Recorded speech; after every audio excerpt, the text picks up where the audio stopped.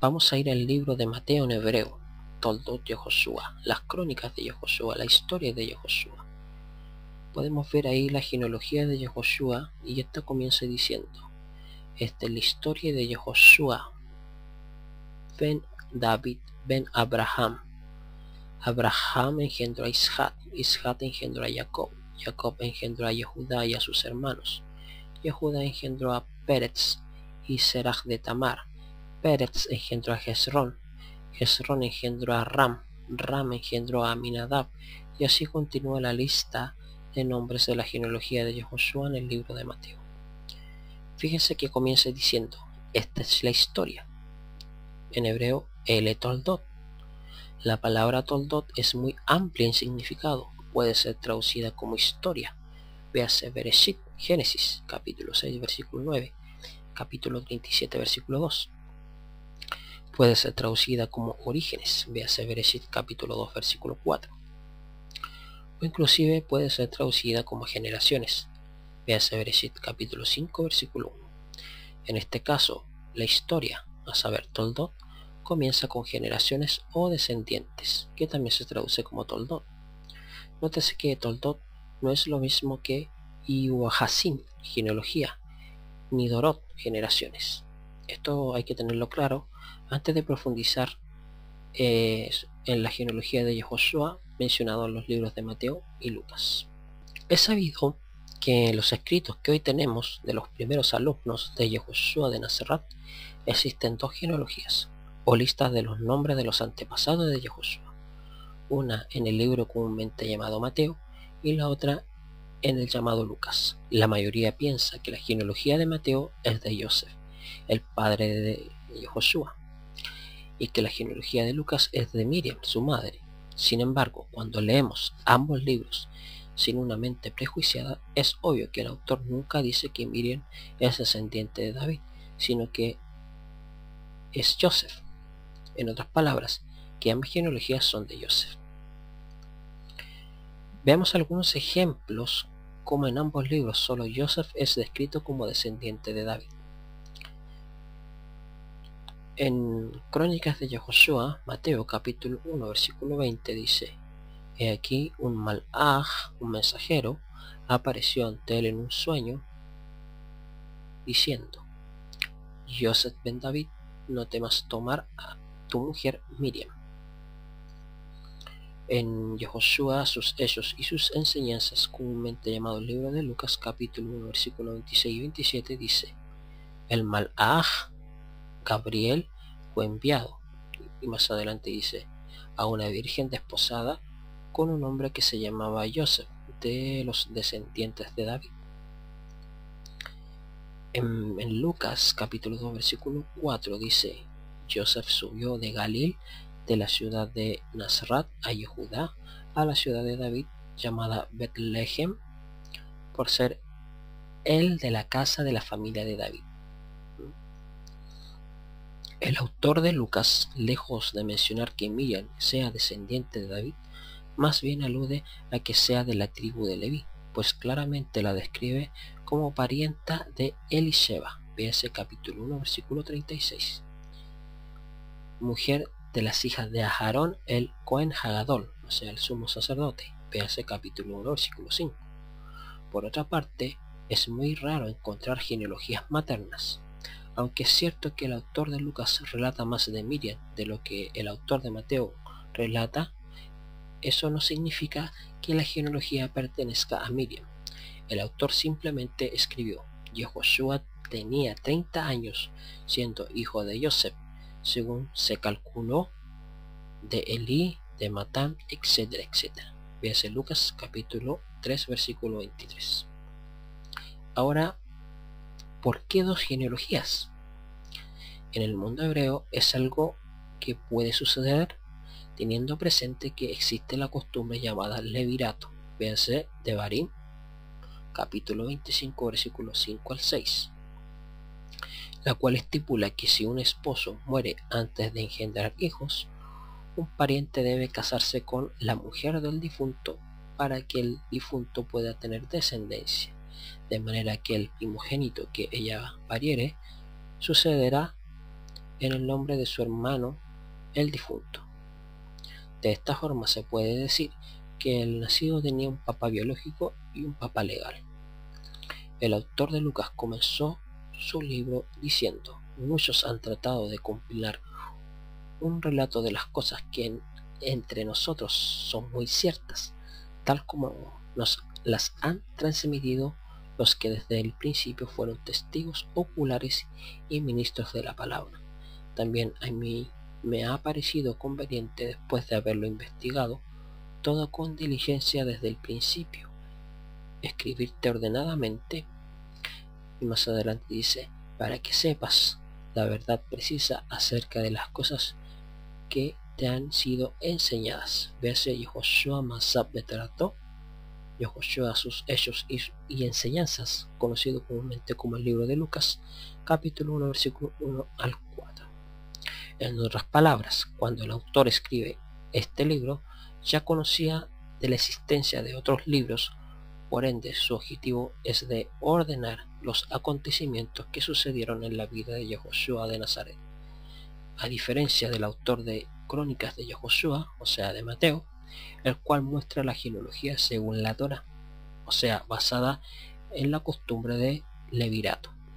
El autor de Yehoshua, sus hechos y enseñanzas, conocido comúnmente como el libro de Lucas, se las ingenió y adquirió una fuente de donde tomó los nombres que presenta en su listado, pues definitivamente no es una lista extraída de las escrituras, sino que en ella presenta los descendientes estrictamente biológicos de Yehoshua de Nazaret. Vamos a ver ahora las genealogías de Yehoshua en los libros Toldot Yehoshua, las Crónicas de Yehoshua, comúnmente llamado el libro de Mateo, y Yehoshua Maasad Betorato, Yehoshua, sus hechos y enseñanza, conocido comúnmente como el libro de Lucas. Como podemos apreciar en la pantalla, al lado izquierdo está la genealogía según el libro de Mateo y al lado derecho la genealogía según el libro de Lucas. Como pueden apreciar, en ambas aparece el nombre David. David tuvo muchos hijos, dos de ellos, Shelomo y Natán. Pueden ver en pantalla el listado de nombres que compone la genealogía de Yehoshua, tanto en Mateo como en Lucas. Entonces vamos a llegar hasta Shaltiel. Como aclaración, Yahanyah reinó a los 8 años, según segunda de Crónicas, capítulo 36, versículo 9, o a los 18 años, según segunda de Reyes, capítulo 24, versículo 8, por 3 meses. Fue llevado a Babilonia junto a su madre y a sus mujeres. No tenía hijos, segunda de Reyes, capítulo 24, versículo 15. El libro Segunda de Reyes finaliza diciendo que estuvo en la cárcel por 37 años. Ese capítulo 25, versículo 27 al 30.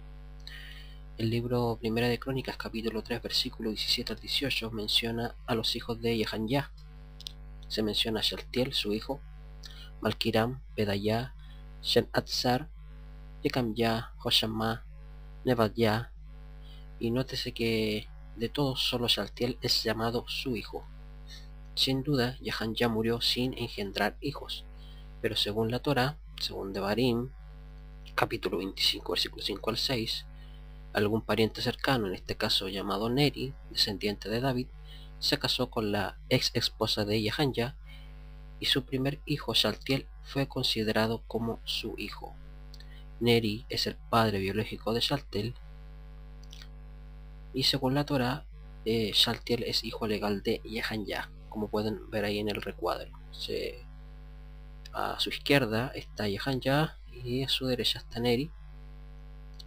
El libro de Mateo dice que Shaltiel es hijo según la Torá, y el libro de Lucas dice que Shaltiel es hijo de Neri según la genealogía biológica. Posteriormente podemos ver en pantalla a Zerubabel en los dos listados de nombres en las genealogías.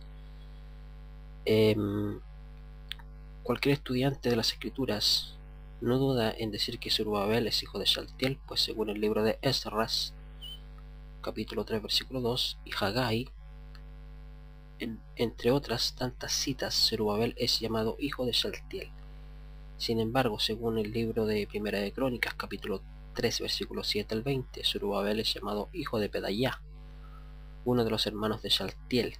Esto se debe a que se repitió lo mismo que en la generación de Yahanjá y Neri, o sea, Shaltiel no tuvo hijos biológicos, pero según la Torá, según Devarim capítulo 25, versículos 5 al 6, su hermano se casó con su esposa y al nacer Zerubabel este fue reconocido como hijo de Shaltiel. Entonces podemos ver ahí en pantalla, en el recuadro, hermanos, hijos biológicos de Neri, pariente de Yahanjá, vemos a Shaltiel, hijo según la Torá, y Pedayá, hijo biológico.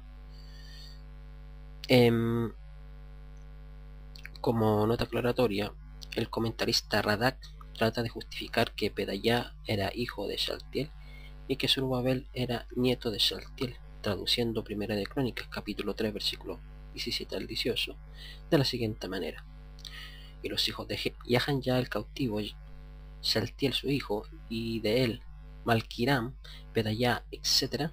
Pero el texto claramente dice: y los hijos de Yahanjá el cautivo, Shaltiel su hijo, Malquiram, Pedayá, etcétera, etcétera. O sea, se usa el plural, se usa el hijos. Posteriormente podemos ver en pantalla a Abihud en la lista de Mateo y Resha en la lista de Lucas. Ahora, ¿quiénes son estos? Según los autores de ambos libros, son hijos o descendientes de Zerubabel, pero en el libro Primera de Crónicas, capítulo 3, versículo 19, se documentó: y los hijos de Zerubabel, Mesulam, Hananyá, Shalomit, hermana de ellos, y Hashuba, Ogel, Berejyá, Hasadyá, Ushab, Hesed, 5. Así continúa y solo da algunos descendientes de Hananyá. Es ilógico que cualquiera de los dos autores esté inventando una genealogía. De haber tenido dicha intención, lo más obvio sería seguir trazando la línea después de Zerubabel por Mesulam o Hananyá, pues son personajes conocidos. Sin embargo, no es así. No sabemos si Abihud o Resha fueron otros hijos de que tuvo Zerubabel y que no se documentaron en el libro de Crónicas, o si Abihud y Resha descienden de diferentes hijos o hijas de Zerubabel. Por otra parte, debido a que el libro Toldot de Josué Mateo no transmitió una lista completa de los nombres, se desconoce si Abihud sea el descendiente más cercano a Zerubabel. Bueno, continuando la lista de personajes en las dos genealogías, vemos a Eliakim, Asur, Sadok, Akim, y en el lado derecho, la lista de Lucas dice Yohanan, Yodá, Yosef, etcétera, etcétera. Entonces llegamos hasta Joseph, el padre de Yehoshua, el padre biológico. Como aclaración, Joseph tiene dos padres, de la misma forma que Shaltiel y Zerubabel tenían dos padres según la Torá. Véanse Devarim capítulo 25, versículos 5 al 6. Hemos visto a lo largo de estas genealogías que el autor de Toldot Yehoshua, de Mateo, marcó la genealogía de acuerdo a la Torá, mientras que el autor de Yehoshua Mansat Betarato, Lucas, transmite una genealogía biológica. Por ende asumimos que Jacob murió antes de tener hijo, y su pariente Eli se casó con su ex esposa y nació Joseph ben Jacob, aunque biológicamente es Joseph ben Eli. Y así llegamos hasta Yehoshua ben Yosef. Hasta ahora hemos explicado las dos genealogías de Yehoshua de Nazaret, mencionados en los libros comúnmente llamados Mateo y Lucas, pero es necesario poder responder a ciertos argumentos en contra de las genealogías de Yehoshua, para que así no haya ninguna duda acerca de la mesianidad del derecho de Yehoshua al trono de David. Uno de estos argumentos que se me ha planteado dice de la siguiente manera: las dos genealogías no pueden ser considerados como un asunto serio, porque se contradicen entre sí, presentan muchas irregularidades y se trata de establecer una descendencia davínica que tampoco es posible porque incluyen a Jeconías, quien recibe una maldición del Eterno, que se llevó el trono cualquiera de sus descendientes, y toman como referencia Jeremías capítulo 22, versículo 30. Ahora hay que tener presente aquí que no hay ninguna contradicción en las genealogías de Yehoshua. Esta opinión, así como la de muchos otros, que erran por no saber acerca de la cultura y tradición hebrea, como dijimos anteriormente. Existen dos genealogías o listas de los nombres de los antepasados de Yehoshua, una en el libro de Mateo y la otra en el llamado Lucas. La mayoría piensa que la genealogía de Mateo es de Joseph, el padre de Yehoshua, y que la genealogía de Lucas es de Miriam, su madre. Sin embargo, cuando leemos ambos libros sin una mente prejuiciada, es obvio que el autor nunca dice que Miriam es descendiente de David, sino Joseph. En otras palabras, que ambas genealogías son de Joseph. Y bueno, y dimos algunos pasajes de las escrituras que evidencian esto. Ahora, ¿por qué dos genealogías? Dijimos que el libro de Mateo menciona a los antepasados de Yehoshua, pero basado en la costumbre hebrea llamada el levirato. Y el libro de Lucas menciona a los descendientes estrictamente biológicos de Yehoshua. Y bueno, los aparentes contradicciones en realidad no son contradicciones, pues una es una genealogía basada en la Torá, basada en el levirato, y la otra es en la genealogía biológica. O sea, de que por ejemplo en una diga Shelomo y en la otra diga Natán, no quiere decir que haya un error. Pues algunos argumentan en contra de esto, pues dicen que para que alguien sea el Mashiach y tenga derecho al trono de David, debe ser descendiente de David por la línea de Shelomo y no de Natán. Pero hay que recordar que tanto Shelomo como Natán son hijos de David. Entonces, según la Torá, basado en Devarim, Deuteronomio, capítulo 25, versículo 5 al 6, si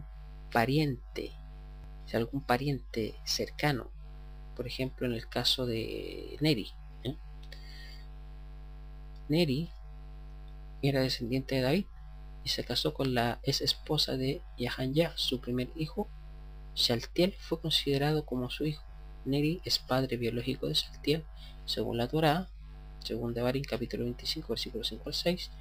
Shaltiel es hijo legal de Yahanyah, descendiente de David por la línea de Shelomo. Por lo tanto, no hay contradicción alguna, sino que aquí Yehoshua sigue calificando para ser el Mashiach y ser alguien con derecho al trono de David. Otro de los argumentos en contra de la genealogía de Yehoshua es que dicen que en el libro de Mateo, en comparación con el libro de Lucas, en Mateo se encuentran menos personajes que en el libro de Lucas. Y bueno, para responder a esto, hay que tener presente que es notorio que Mateo no transcribió en su libro todos los nombres que forman parte de la genealogía de Yehoshua, pues siendo Yehoshua el Mashiach, su genealogía está en las escrituras, en Divrei Hayamin Aleph, capítulo 3, versículo 10 al 17, comúnmente llamado Primera de Crónicas. El propósito de este listado de nombres es resaltar algunas de las personas de las cuales desciende el Mashiach, y por esta razón Mateo adjunta nombres de mujeres en el listado. También nótese que las generaciones incompletas no son extrañas en las escrituras. En Divrei Hayamin Aleph, capítulo 5, versículo 30 al 41, se mencionan a Merayot, a María, a Ahitub, a Sadok, a Ahimaaz. Se menciona a Azaría, a Yohanan, a Azaría, a María, Seraya, Yehosadak. Y esto, si lo comparamos con el libro de Ezra, capítulo 7, versículo 1 al 5, se menciona Merayot, pero después de Merayot no aparecen los nombres. Después continúa Azaria, Amaria, Seraya, etcétera, etcétera. Entonces, el hecho de que falten nombres en un listado que marca el linaje de alguien no es un error. El propósito del libro de Mateo y el de Ezra no es el mismo del libro de Divrei Hayamim, el libro de Crónicas. Ahora, en cuanto a la maldición de Jeconías que se mencionó en el primer argumento, el mismo Elohim retiró la maldición. El Eterno retiró la maldición. Esta maldición la encontramos en el libro del profeta Jeremías, capítulo 22, versículo 30, donde dice: inscribí a este hombre sin hijos. Y también dice que el hombre que no prosperará en sus días, pues ningún hombre de su simiente ha de prosperar sentándose en el trono de David y gobernando a Judá. Eso es lo que dice en Jeremías, capítulo 22, versículo 30. Pero la maldición es retirada. Véase en Divrei Hayamim, Aleph, primera de Crónicas, capítulo 3, versículo 17 y 18, dice: su hijo Shaltiel, Malkiram, Pedayá, Shenatzar, Yekamayá, Hoshamá, Nebaya. Véase Divrei Hayamim Aleph, capítulo 3, versículo 17 y 18. Véase también Haggai, comúnmente llamado Geo, capítulo 2, versículo 20 al 23, donde la maldición es retirada. Dice: palabra del Eterno, Zerubabel, gobernador de Judá. En aquel día, dice el Eterno de los ejércitos, te tomaré, Zerubabel, hijo de Shaltiel, siervo mío, dice el Eterno, y te pondré como encargado del anillo de sellar, porque a ti te he escogido, dice el Eterno de los ejércitos. También en el Sefer Orjot Tzadikim, sección Shar HaTeshuvah, citando las mismas citas anteriores, muestra cómo Yehanjá hizo Teshuvah, o sea, hizo un retorno con arrepentimiento al Eterno. Entonces podemos ver que la maldición es retirada. Otro de los argumentos en contra de las genealogías de Yehoshua dice que Mateo señala 28 personajes, en tanto Lucas muestra 43 personajes, desde David hasta Yehoshua, en las 14 generaciones, asumiendo una esperanza media de vida de 35 años. Nos muestra una diferencia de 490 años. Cualquier cosa, dicen.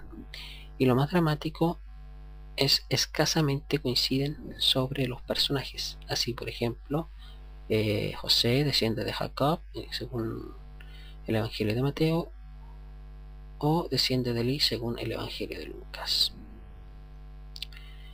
Como dijimos anteriormente, en los libros de Mateo y Lucas se muestran dos genealogías. Entonces, obviamente, no van a coincidir todos los nombres, porque son dos genealogías diferentes, pero son genealogías basadas en los descendientes de David. Una según el Levirato, según la Torá, y la otra la genealogía estrictamente biológica. En realidad, en el capítulo 1, el autor de Mateo presenta 3 listas de 14 nombres. El autor nos manda un mensaje escondido mediante el uso de la gematría. Y mediante la gematría podremos entender por qué la lista de 3 con 14 nombres. O en otras palabras, por qué el autor de Mateo menciona solo a 42 nombres en la genealogía de Yehoshua. La genealogía materna de Yehoshua se encuentra en Masei Yehoshua, comúnmente llamado Lucas, capítulo 3, versículo 23 al 28, en la cual no se mencionan los nombres de las mujeres, sino de los hombres, tal como aparece, por ejemplo, en Ezra, capítulo 2, versículo 26, y en Nehemías, capítulo 7, versículo 63. De manera que el hecho de que en Lucas los antepasados de Yehoshua por línea materna comiencen diciendo hijo de Yosef, de Eli, etc., no significa que Yosef sea hijo de Eli. De hecho, el término hijo en la cultura hebrea es aplicado también a los yernos, así como el caso del rey Shaul cuando llama hijo a David. Lo podemos ver ahí en Shemot Aleph, en 1 de Samuel, capítulo 24, versículo 16, y también en el capítulo 26, versículo 17, versículo 21 y 25. En cuanto a las diferencias de 400 años, creo que fui claro al respecto y se leen bien los comentarios anteriores. Ahora vamos a profundizar más en la genealogía de Yehoshua, mencionado ahí en el libro de Mateo, en hebreo, capítulo 1. Vamos a entrar en el área de la gematría, en el libro Toldot Yehoshua. En el capítulo 1 el autor presenta 3 listas de 14 nombres, cada una de ellas, como podemos ver en pantalla. El texto comienza diciendo: El Toldot Yehoshua. Estas son las generaciones de Yehoshua. En la primera frase hay un total de 14 letras, como podemos ver en pantalla. El texto continúa diciendo: Ben David, Ben Abraham. El nombre David equivale numéricamente a 14. O sea, es la suma de las letras Dalet, Bat, Dalet. La Dalet que vale 4, la Bat que vale 6 y la Dalet que vale 4. El nombre de Abraham equivale a 248. Esta es la suma de las letras Aleph que vale 1, la Bet que vale 2, la Reish que vale 200, la G que vale 5 y la Mem que vale 40, que es igual a 2 más 4 más 8 es igual a 14.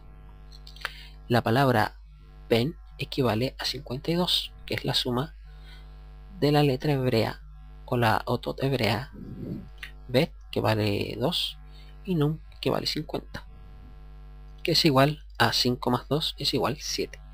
Así la suma de las dos palabras Ben, o sea 7 más 7, equivale a 14. Sin duda, una vez más, vemos cómo el autor está enviando un mensaje usando la señal del número 14.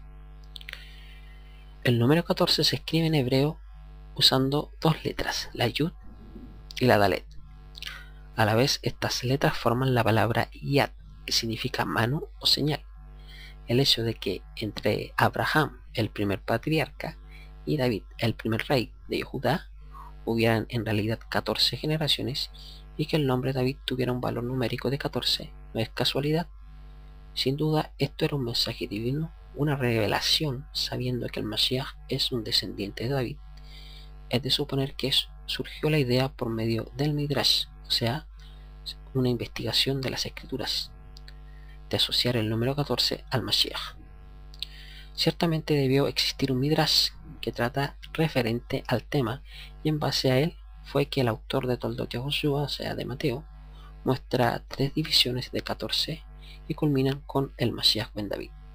Es muy probable que el autor, al usar estas 3 listas de 14 nombres, aludía a las 3 veces que la palabra Yad, que la palabra mano, aparece en el libro de nombres, el libro de Shemot, el iniciado Éxodo, en referencia a la redención de Egipto, que es a su vez una sombra de la redención mesiánica.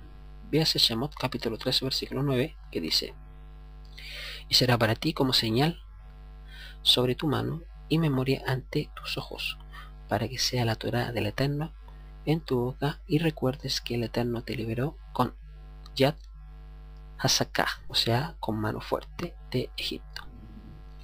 En Shemot capítulo 14 versículo 8 dice: Y el Eterno endureció el corazón del faraón, rey de Egipto, y el faraón persiguió a los hijos de Israel, pero los hijos de Israel habían salido con Yad Ramá, con mano alta. En Shemot capítulo 14 versículo 31 dice: Cuando Israel vio la Yad Ha-Gedolá, la gran mano, que el Eterno había usado contra los egipcios, el pueblo temió al Eterno y fueron fieles al Eterno y a Moshe su siervo. A su vez, la suma de 14 por 3 es igual a 42, número que equivale a la frase Beyad Hashem, en mano del Eterno. Este es el mensaje del autor, la mano del Todopoderoso en control de las generaciones entre Abraham, David y Yehoshua. Por eso comienza el libro diciendo: El Toldot Yehoshua, Ben David, ben Abraham. Estas son las crónicas de Yehoshua ben David ben Abraham, porque esta primera oración contiene un total de 26 letras, el mismo valor del nombre sagrado del Creador, de las 4 letras Yud, He, Ba, He, que es igual a la G que vale 5, la Bat que vale 6, la G que vale 5 y la Yud que vale 10. Bueno, ya comprendiendo todo esto, damos por concluida la clase de hoy de esta serie de clases de la historia de Yehoshua, el Rabí de Nazaret. Y bueno, se despide su hermano Mashiach, el hermano Mijal. Shalom.